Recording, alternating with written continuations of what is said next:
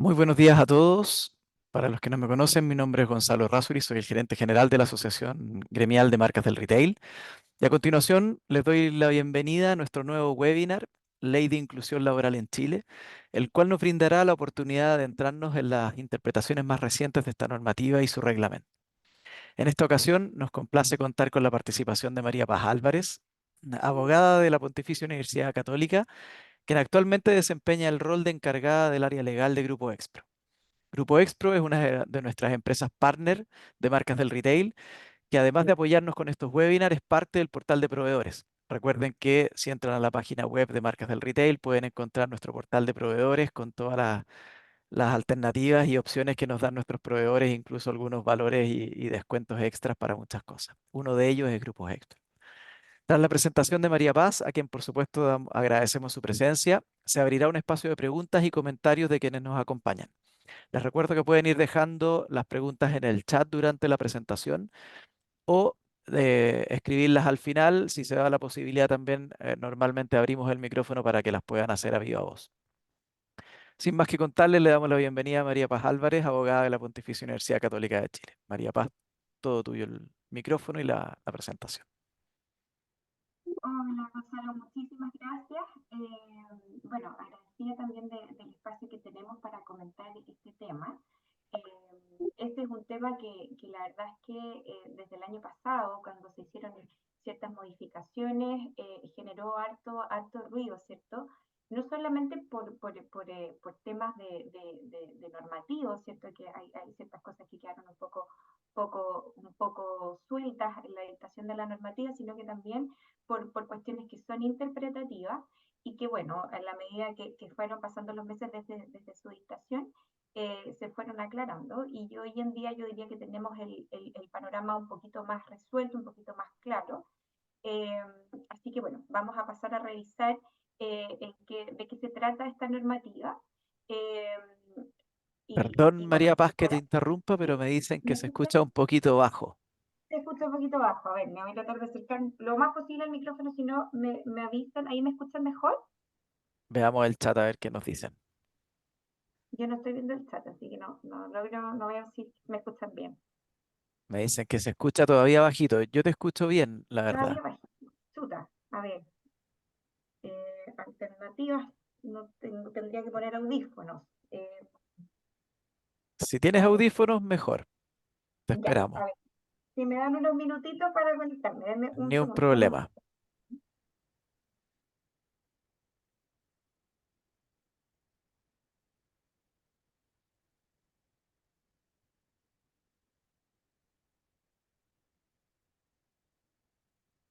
Estamos solucionando el tema del audio por mientras, así que démosle unos minutos a María Paz para que pueda ir a buscar un micrófono. Audífono o micrófono.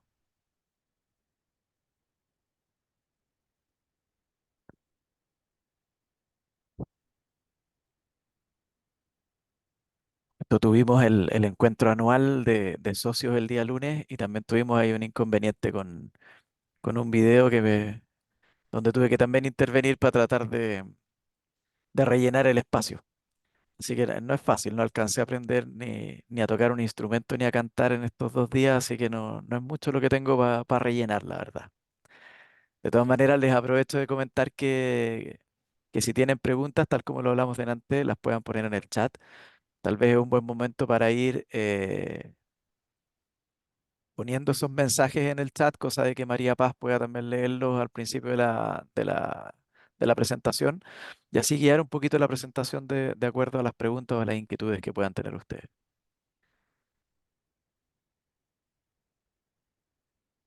Les recuerdo a los que están ingresando recién que estamos ahí en un break técnico, tratando de solucionar un problema de audio, pero ya a punto de volver.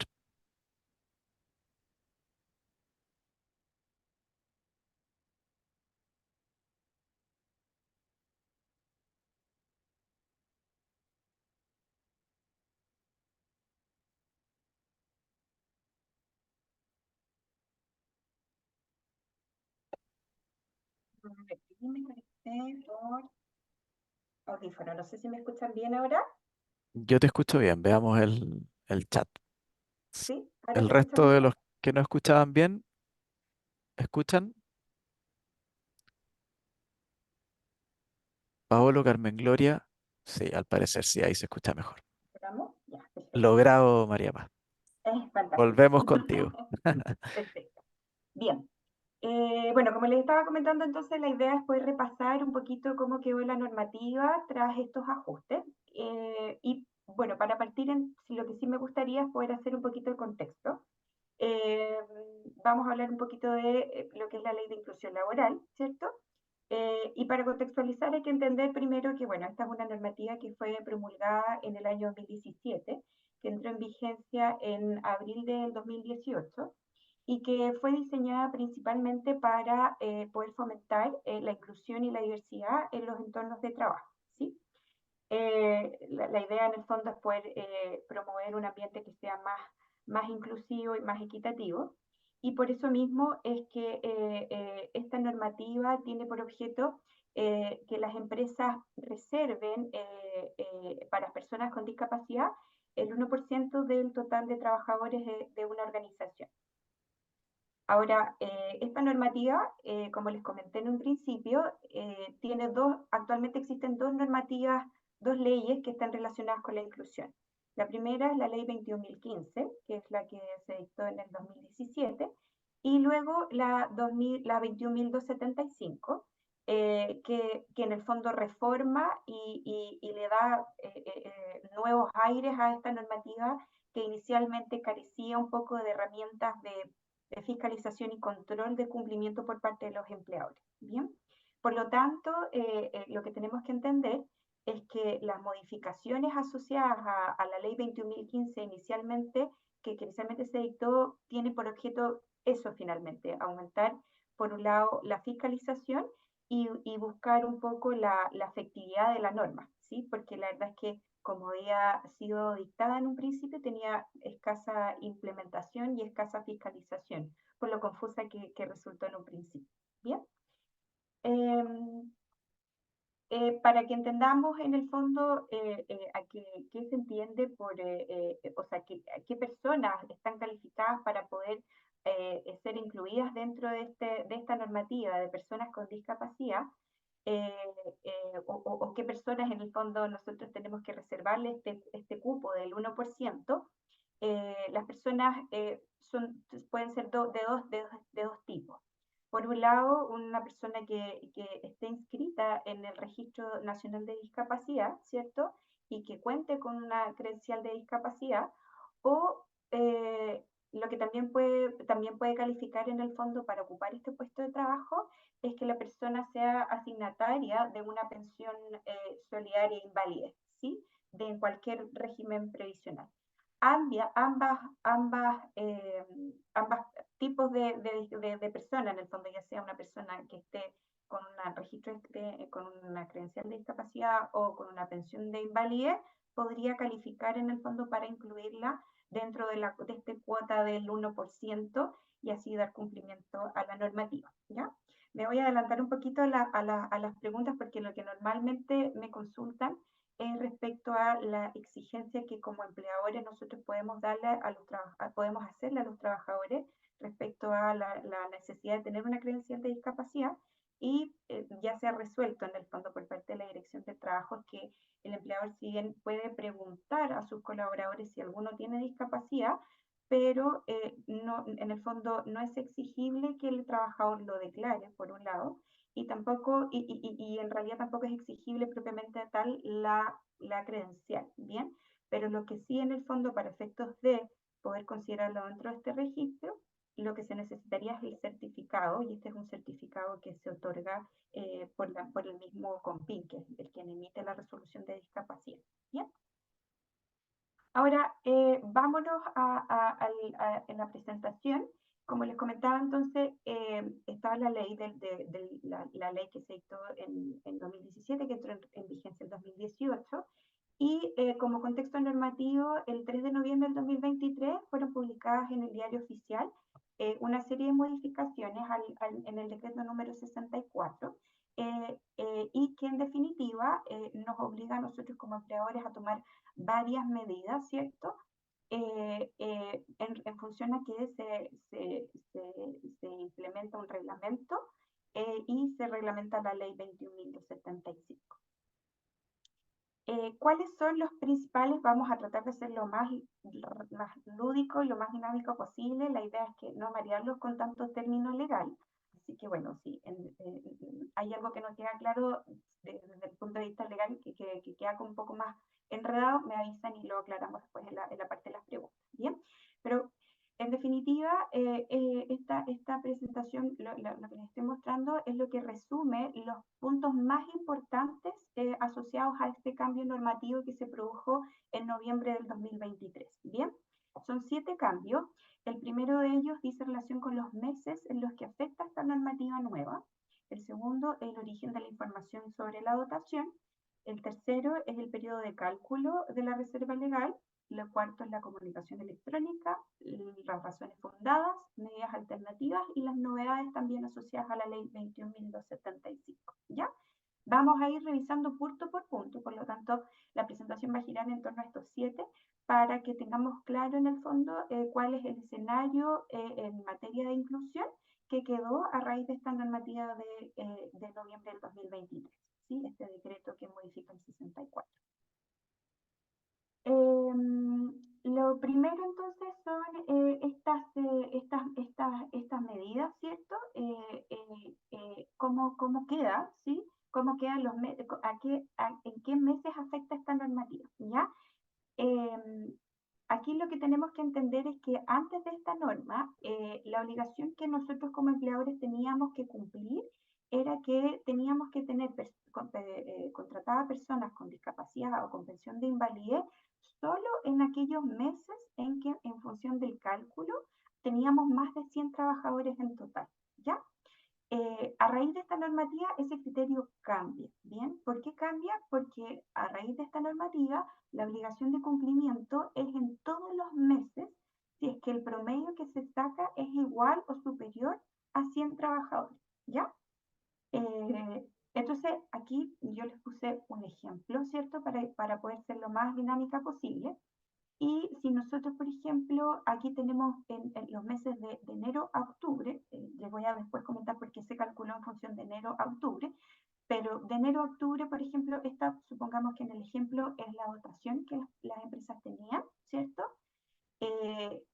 Si nosotros nos fijamos en la ley anterior, en la normativa como estaba antes de esta modificación, habían meses en los que la empresa no debía tener contratadas personas con discapacidad, sino que, por ejemplo, que sería, por ejemplo, el caso de junio o en el caso de marzo. Ahí, de acuerdo a la antigua normativa, en esos meses la empresa no debía cumplir la normativa.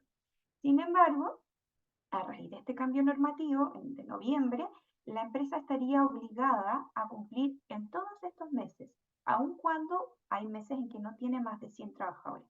¿Y eso por qué? Porque en definitiva ahora cambia el criterio normativo y hay una obligación de cumplimiento en todos los meses, siempre y cuando el promedio resulte superior a 100 trabajadores, ¿sí? En este caso, si nosotros hacemos la sumatoria y lo dividimos, me da un promedio de 1,7 y por lo tanto, a lo menos en este caso, esta empresa, por la dotación declarada, tendría que tener una persona. Por eso dice sí en todas las casillas, porque en todos esos meses tendríamos que tener una persona contratada con discapacidad o con pensión de invalidez. Bien. Ahora, otra de las cosas, otro de los cambios importantes, ¿cierto?, que se genera con esta normativa es lo que dice relación con lo que nosotros tomamos en consideración para efectos de este cálculo, para efectos de este promedio, ¿ya? ¿Por qué es relevante, ¿cierto? Porque antes de la normativa, el cálculo de la cantidad de trabajadores se tomaba en función de la cantidad total de trabajadores que se tenían a fin de mes, ¿sí? Nosotros agarrábamos la nómina, nosotros tomábamos la dotación total a fin de mes, y en función de la dotación total que teníamos a fin de mes, lo que ocurría en definitiva era que teníamos el número de trabajadores, ¿sí?, que teníamos que declarar. Con este cambio normativo, se modifica esta forma de, esta base de cálculo, ¿cierto? Porque lo que se indica con la norma es que para determinar el número total de trabajadores, ¿cierto? Se tiene que considerar el promedio anual calculado según el número de trabajadores declarados e informados en la planilla de cotizaciones del órgano administrador, ¿sí? Vale decir, en el fondo, la base, la base de cálculo que nosotros tomamos, ¿cierto? Es en función de la planilla de declaración del seguro de accidentes, ¿bien?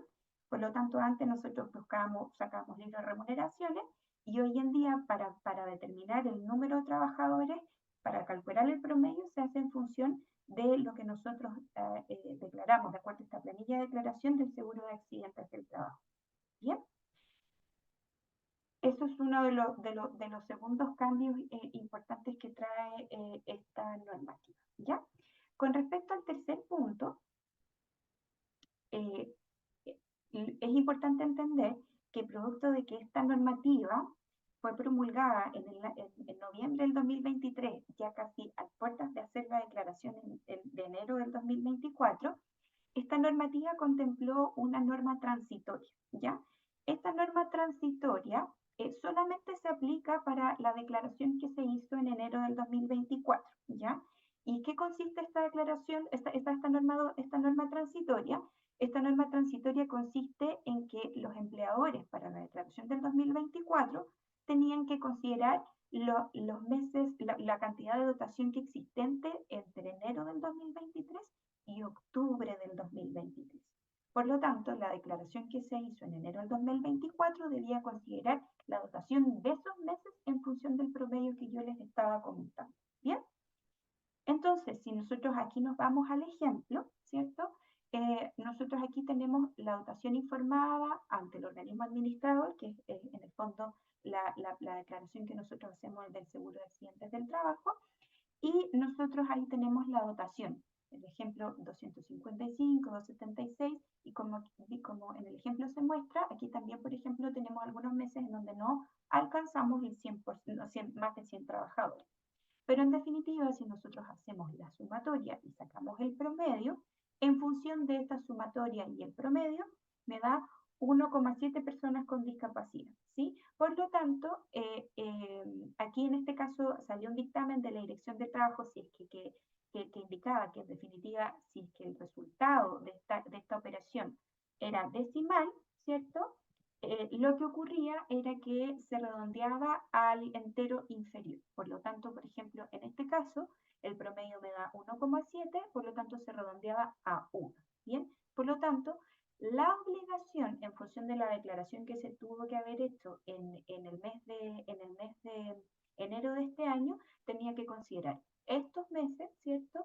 Y en virtud de estos meses sacar el promedio y eso me iba a indicar cuánta era la cantidad de trabajadores que teníamos que tener contratados durante el año 2024.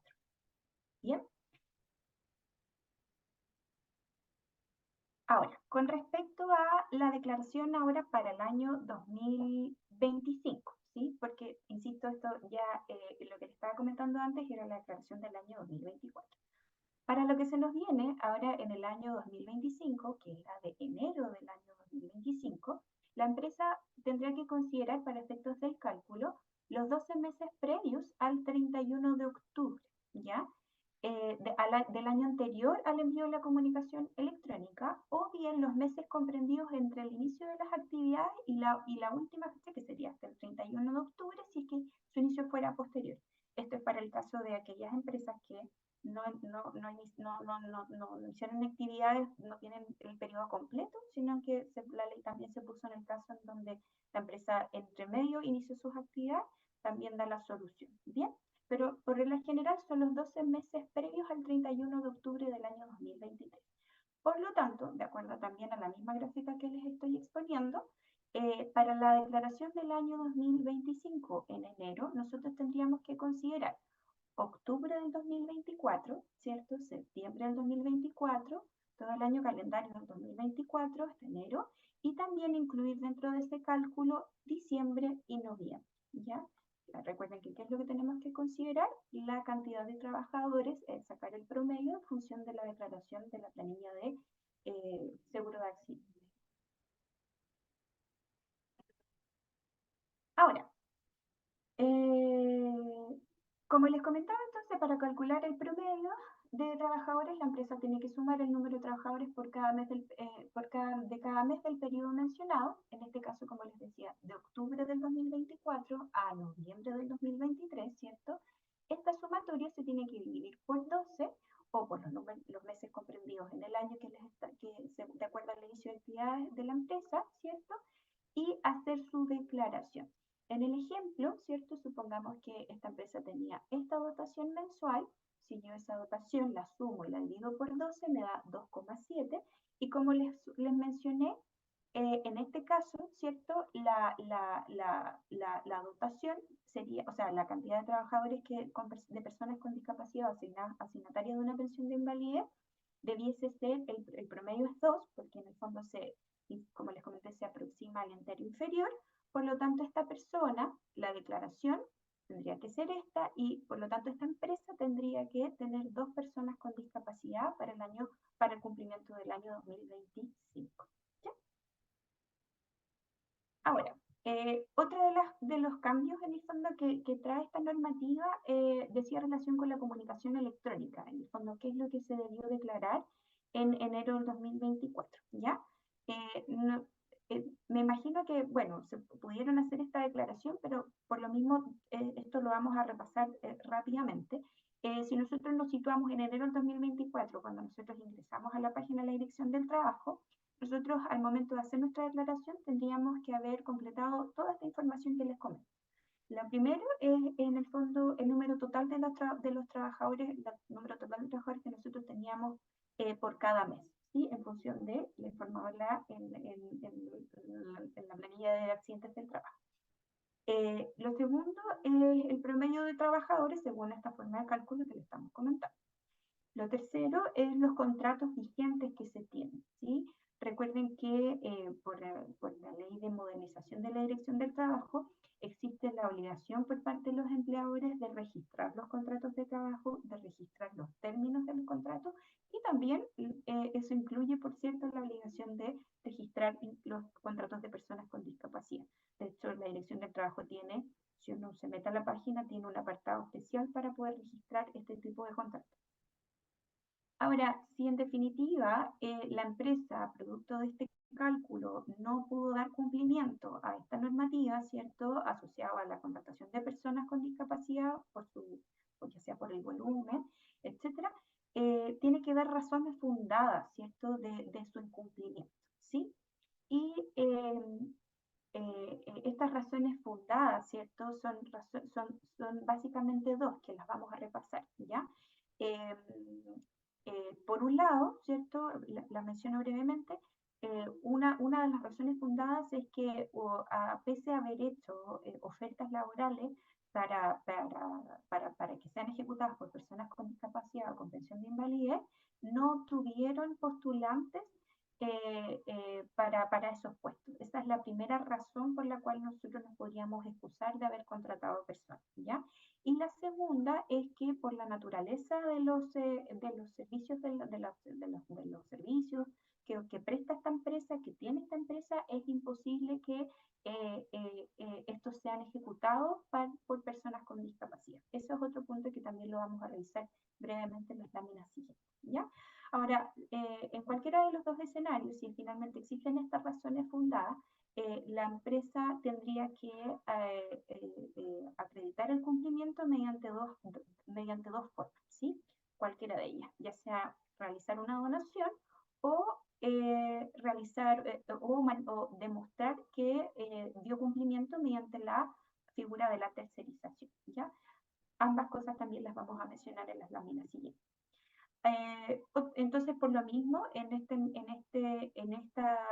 lámina se muestra lo de las razones fundadas, el certificado de la Bolsa Nacional de Empleo, la donación, el certificado, ¿cierto?, de la donación, que es el número 60, y en caso de tercerización, los datos de sus trabajadores, ¿ya? Ahora, últimas dos cositas asociadas a la declaración que se hizo en enero del 2024. Esto lo estoy mencionando porque en definitiva es lo que también se va a tener que declarar ahora en enero del 2025 para que lo tengamos en consideración. Es lo que dice relación con el gestor de inclusión, que es este cambio nuevo que traía esta normativa, y la política en materia de inclusión y de evaluación. ¿Ya? Insisto, todos estos puntos los voy a mencionar brevemente durante la presentación. Insisto, esta lámina la estamos viendo porque es la declaración, es lo que nosotros tuvimos que declarar en enero, y es también lo que nosotros vamos a tener en enero de 2024 y es lo que nosotros vamos a tener que declarar también ahora en enero de 2025. Con respecto a, vámonos a ver lo que dice en relación con el punto 5 de esta presentación, que eran las razones fundadas. Como ya les adelanté, la empresa que para excusarse de cumplir, ¿cierto? Esta obligación de incluir, de contratar personas con discapacidad, de reservar el 1% de sus puestos de trabajo a personas con inclusión, que se deben excluir, ¿sí? O sea, excusar en el fondo cumplir, tienen que dar estas razones fundadas, ¿sí? Como les mencioné, las razones fundadas son solamente dos. La primera es aquellas derivadas de la naturaleza de las funciones que desarrolla la empresa y la segunda es por la falta de postulantes a las ofertas de trabajo que se formulan, ¿ya? Ahora, con respecto a las que dice relación con aquellas derivadas de las funciones que desarrolla la empresa, aquí, bueno, esto es como esta es la última actualización en materia de dictamen en la Dirección del Trabajo, y lo que señaló la Dirección del Trabajo respecto a este punto, porque la verdad es que quedó como bien abierto en la normativa inicialmente, es que la Dirección del Trabajo indicó que se entiende por las derivadas de la naturaleza, se entiende por aquellas circunstancias o que por su especialidad, ninguno, se destaca, ninguno de los procesos o actividades de la empresa pueden ser ejecutados o desarrollados por personas con discapacidad, ¿ya? Eh, y también, para ser más precisos, la Dirección del Trabajo estableció que la sola invocación de que el giro del giro de la empresa no es argumento suficiente para considerar como una razón fundada. Bien, por eso mismo es que si eventualmente la empresa detalla que producto de la naturaleza de las funciones no puede contratar personas con discapacidad, la Dirección del Trabajo estableció que para ello es necesario que se emita un informe, ¿ya? Y este informe, en el fondo, lo que tiene que contener es un detalle bien exhaustivo de las funciones y de la naturaleza de las funciones que se ejecutan, y este debe ser firmado por el representante legal y por el gestor de inclusión laboral, que da cuenta de que efectivamente no es posible desarrollar las funciones de la empresa, ninguna de ellas, a través de personas con discapacidad con pensión de invalidez. Ahora, con respecto al segundo argumento de las razones fundadas, es el que dice relación con la falta de postulantes, ¿ya? A ofertas de trabajo que se hayan publicado, ¿ya? Con respecto a este punto, la verdad es que esto fue bien bullado el año pasado, porque en el fondo la exigencia no era respecto a cualquier oferta laboral, ¿cierto? Yo me imagino que ustedes también se publican ofertas laborales en diferentes portales, ¿bien? Pero para efectos de cumplimiento de esta normativa, estas ofertas laborales tienen que estar publicadas en la Bolsa Nacional de Empleo, ¿bien? Y no solamente eso, sino que estas ofertas laborales tienen que tener ciertas exigencias. La primera es que esta oferta haya estado publicada a lo menos 30 días corridos, ¿sí? Y adicionalmente que no se hayan recibido postulaciones, ¿bien? Ahora, con respecto a esto, comentarles que esto está absolutamente en línea, por lo tanto, la Bolsa Nacional de Empleo, para efectos de la declaración, de todos los años, incluyendo la del año pasado, la Bolsa Nacional de Empleo emite un certificado especial para efectos de dar cumplimiento a esta declaración de enero, ¿ya? Por lo tanto, es muy importante que si en definitiva nosotros queremos justificar verificar el incumplimiento en función de esto, tenemos que preocuparnos que se hayan hecho estas ofertas laborales, ¿cierto? Estas ofertas laborales deben ir asociadas a la cantidad de puestos de trabajo que nosotros teníamos que cubrir con estas personas. Y otra recomendación desde el punto de vista legal es que si en el entendido de que ustedes tienen diferentes razones sociales, ¿cierto? Es importante que estas ofertas se hagan por cada razón social. ¿Por qué? Porque la Bolsa Nacional de Empleo, al momento de emitir este certificado, el certificado lo emite precisamente por RUC, ¿ya? Por eso es muy importante que estas ofertas se hagan en todas las razones sociales y, como les digo, que se hagan tantas ofertas como cantidad de posiciones o puestos de trabajo ustedes necesitaban cubrir. Ahora, con respecto a el sexto punto que dice relación con las medidas alternativas de cumplimiento, como les adelanté, existe la posibilidad de tercerizar o existe la posibilidad de donar, ¿sí? Tercerizar, entendemos que es celebrar contratos de prestación de servicio con aquellas empresas que tengan contratadas personas con discapacidad. Y la segunda opción es lo que dice relación con la donación, que dice que básicamente es efectuar donaciones a aquellos, donaciones en dinero a aquellos proyectos o fundaciones o programas asociados a materias de inclusión. No puede ser a cualquier fundación o cualquier corporación, sino que tienen que estar ligados a asuntos de inclusión laboral. Con respecto a la tercerización, la verdad es que en esto no hay grandes cambios. Por lo tanto, como les decía, es básicamente celebrar contratos de prestación de servicio con aquellas empresas que tengan contratadas personas con discapacidad y la exigencia en este caso es que el monto de estos contratos, el monto mensual de estos contratos no puede ser inferior a 2 ingresos mínimos mensuales, ¿ya? Ahora, respecto a este punto, no quiere decir que la gente deba ser remunerada por este valor, sino que en definitiva el monto mensual de los contratos de prestación de servicios, no los contratos laborales, sino que el monto mensual de estos contratos de prestación de servicios debe ser a lo menos ese valor. ¿Bien? Y aquí, en el fondo, en la misma gráfica, se ponen en el caso de aquellos trabajadores que la empresa tenía contratado por inclusión, supongamos que tenía uno, y supongamos que también la empresa tenía contrato de prestación de servicios con empresas que tenían trabajadores por inclusión, se suman ambos y en definitiva se puede hacer un cumplimiento complementario, ¿bien? O sea, en el fondo decir, mira, yo tenía que cumplir con 5 mensual y yo solamente tenía 3, podría dar un cumplimiento alternativo exhibiendo razón fundada y completar el monto que me falta con estos contratos de prestación de servicio. Bien, ahora, una de las cosas importantes que sí trajo la normativa en esta materia, ¿cierto? Que no se había quedado no había quedado muy bien precisado y que ahora sí, en definitiva, se estableció claramente, es que para efectos de acreditar cumplimiento alternativo mediante esta figura, es importante que los trabajadores con discapacidad presten efectivamente servicios en la empresa que los declare. Bien, antes la verdad es que no estaba esa exigencia, entonces muchos empleadores lo que hicieron fue como, bueno, dime los que tienes y los declaro, ¿ya? Hoy en día no, de hecho todo está en línea, por lo tanto en rigor no es posible compartir trabajadores, ¿sí? O sea, si en definitiva se va a optar por esta figura, la exigencia es esa, de que los trabajadores sean efectivamente contratados para prestar servicios en esta empresa principal. ¿Bien? Con respecto a la tercerización, como les decía, tiene que prestar servicios efectivos a la empresa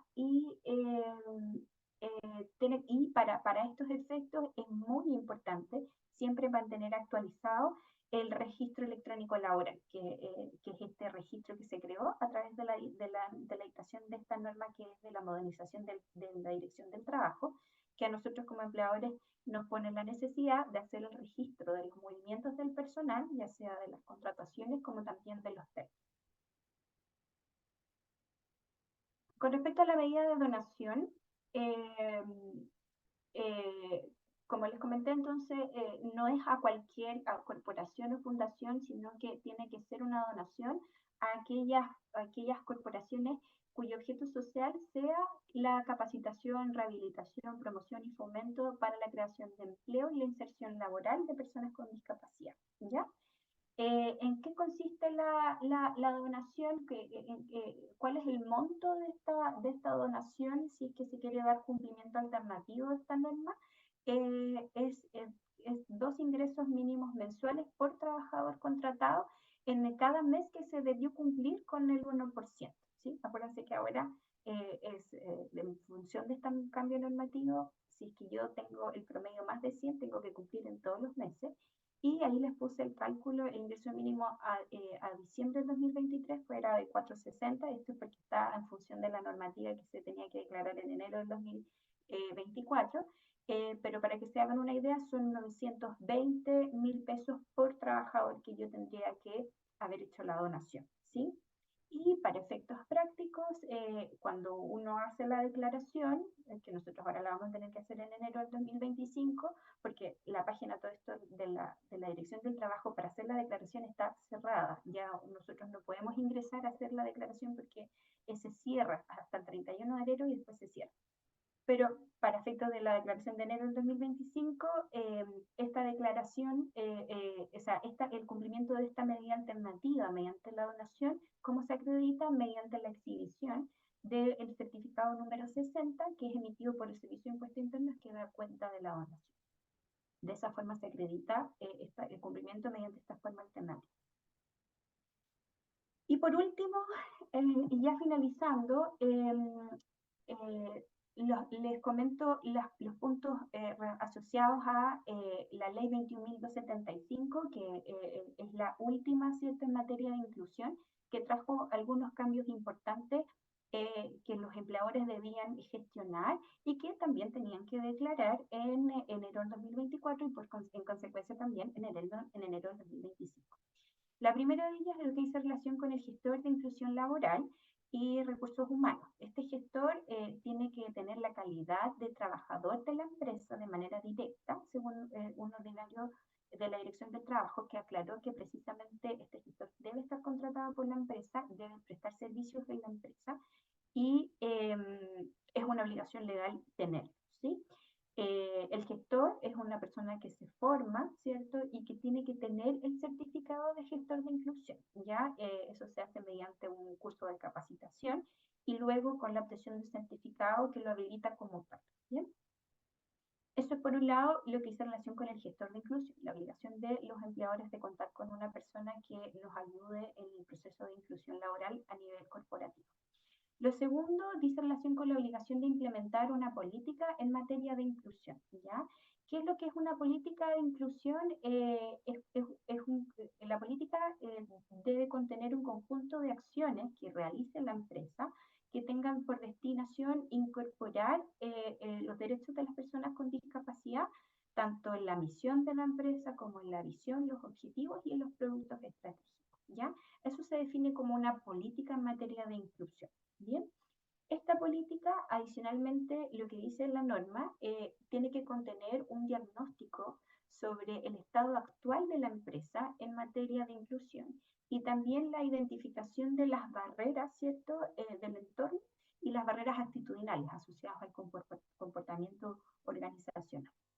Y por último, una de las cosas importantes que menciona esta ley 21.275 asociado a los gestores y a las políticas de inclusión es que los empleadores también deberán implementar un plan de acción asociado a un programa de capacitación de todos los trabajadores y de seguimiento en el cumplimiento de esta política, ¿ya? Por lo tanto, la política no solo tiene que contener declaraciones, sino que también tiene que contener un diagnóstico y medidas asociadas a la implementación, ¿sí?, como un plan de acción. Esta política, como les comentaba y les mostré en las láminas anteriores, es una política que también se tiene que declarar todos los meses, o sea, que se tiene, perdón, todos los años se tiene que acompañar esta política, y mi recomendación es que esta política también la puedan incluir en los reglamentos internos. Bien. Brevemente les comento un poquito ya no se ha dado la implementación de esta normativa, porque lo que como les comentaba, una de las finalidades de la implementación de estos cambios es poder aumentar en el fondo el control y la fiscalización. En ese sentido, comentarles que se han evidenciado ya una fuerte fiscalización por parte de la Dirección del Trabajo en materia de fiscalización. Ya hay varias empresas que han sido objeto de control por parte de la Dirección del Trabajo del cumplimiento de esta normativa. Y solo para que lo tengamos en consideración, las multas asociadas a no dar cumplimiento a esta normativa son diversas, ¿cierto? Pero todas giran en los montos entre las 40 y las 60 UTM dependiendo de la cantidad de trabajadores de la empresa. Si la empresa tiene entre 100 y 199 trabajadores, las multas asociadas a los incumplimientos de esta normativa son de 40 UT, ¿ya? Y en el caso de las empresas que tengan más de 200 trabajadores, las multas son de 60 UT, ¿ya? ¿En qué, en qué giran estas multas, ¿ya? La primera es cuando hay una fiscalización y el fiscalizador constata de que no tienen el 1% de sus personas con discapacidad, ¿ya? O sea, que no dan cumplimiento a la cuota, ¿sí? Ahí la multa es de 40 o 60. El segundo punto que eventualmente se podría fiscalizar es que no se da cumplimiento, o sea, no se tiene el 1% ni tampoco se da cumplimiento a través de medidas alternativas, ¿sí? Por lo tanto, en caso de fiscalización, lo que se debe hacer es exhibir cómo se cumple, ya sea a través de tercerización o a través de la donación. Si es que no se logra acreditar eso, también procede la multa de 40 o 60 UF. La tercera multa asociada en el tipificador, en el multero que nosotros le llamamos en la Dirección del Trabajo, dice relación con la tercerización en caso de que se evidencie de que el monto de esos contratos es inferior a lo que yo les había comentado, a estos 2 ingresos mínimos mensuales por trabajador de manera mensual, ¿ya? Insisto, esto no es respecto, y esto no es el monto que se le tiene que pagar a los trabajadores, sino que el monto de los contratos no puede ser inferior a este número. Si es que la Dirección del Trabajo, en función de que nosotros a raíz de una fiscalización, nosotros decimos que estamos cumpliendo mediante tercerización, pero verifica que el monto es inferior, procede la multa ya sean 40 o 60 UT. Otra de las multas asociadas a los incumplimientos de inclusión es no registrar dentro de 15 días hábiles la modificación la inicio, modificación o término del contrato de trabajo de una persona con discapacidad. Ya, si es que eventualmente ustedes a raíz de una fiscalización dicen, no, mira, yo la persona la tengo contratada, aquí está su credencial, lo que le va a pedir la Dirección del Trabajo es en el fondo el comprobante del registro en la Dirección del Trabajo, ¿ya? De este contrato en particular. Si eventualmente nosotros no lo tenemos registrado en la Dirección del Trabajo, también procede la multa de 40 a 60 UT, ¿ya? Y por último, la multa asociada a no realizar la comunicación electrónica, que se tuvo que haber hecho en enero del 2024 y que nosotros tenemos que volver a realizar ahora en enero del 2025, de acuerdo a lo que les estaba comentando, la multa también es de 40 UTM para aquellas empresas de menos de 199 trabajadores y de 60 UTM para aquellas empresas que tienen más de 200. Eso sería en materia súper resumida, en materia de legislación de ley de inclusión. Espero haber sido lo más clara posible, Gonzalo. Espero que se me haya escuchado bien. Y ahora espacio para preguntas. No sé si tenemos que dar unos minutitos, me parece. Sí, muchas gracias, María Paz. Súper claro, se escuchaba bien, al menos yo lo escuché muy bien y nadie nos puso en el chat que estuviera abajo, así que solucionado el tema. A mí me llegaron un par de preguntas. Hay una, recuerden el resto que si tienen preguntas las pueden poner en el chat también. Dice, si la empresa tiene varios root, ¿se necesita un gestor por root? ¿Los comités pueden ser compartidos? Un gestor por root y los comités no pueden ser compartidos. Perfecto. Déjame- Otra pregunta. Dice, ¿el gestor puede ser una persona que preste servicios en varias empresas? Eh, no, porque la normativa exige que el gestor de inclusión que nosotros declaramos debe estar contratado por la empresa y prestar servicios para esa empresa. Por lo tanto, en el fondo es un gestor por empresa, ¿ya? Ahora, en el evento en que la empresa haya sido declarada judicialmente como multi-root, ¿cierto? Eso sí permitiría eventualmente, y ahí hay una regla, ¿cierto? Que yo se las puedo compartir respecto a, dependiendo de la cantidad de trabajadores, en el caso de una empresa con multitud, podrían tener varios gestores, dependiendo, insisto, de la cantidad de trabajadores, pero producto de que es una empresa declarada multiroot, pero solamente en esos escenarios. Si la empresa no ha sido declarada por multiroot, es un gestor por empresa y por lo tanto no es que este gestor puede prestarle varios servicios, porque si es que lo hacen mediante esa figura, al momento de hacer la declaración no lo van a poder inscribir. Perfecto. Otra pregunta que aparece en el chat. ¿Existen datos de la efectividad de la norma en el sentido de realmente qué porcentaje se ha logrado de contratación efectiva a nivel país? Porque hay rubros donde ha costado mucho. Por lo tanto, sería interesante saber si hay mucha excusa o pago versus contratación efectiva. Mira, la verdad es que ese dato lamentablemente no lo tengo, ¿ya? Yo hace súper poquito participé de una charla de inclusión laboral organizada por la Fundación Teletón, ¿cierto? Que también es una de las fundaciones que promovió fuertemente la dictación de esta norma. Y la verdad es que lo que sí les puedo comentar es lo que se expuso en esa charla y lo que indicaron era que lamentablemente muy pocas empresas hicieron su declaración en el 2024, en enero, ¿ya? Cerca de un 30% de la totalidad de las empresas cuenta con su declaración como, desde el punto de vista legal como corresponde, ¿ya? Por lo tanto, eh, hay un universo importante de empresas que aún no se suma en este desafío. Y por eso yo creo que también ha aumentado considerablemente la fiscalización. Eh, y yo creo que, bueno, quizás en el 2023, para la declaración de ahora del 2024, podría existir cierta benevolencia para efectos de fiscalización, porque la normativa se dictó muy encima y por eso también es que existen estas normas transitorias.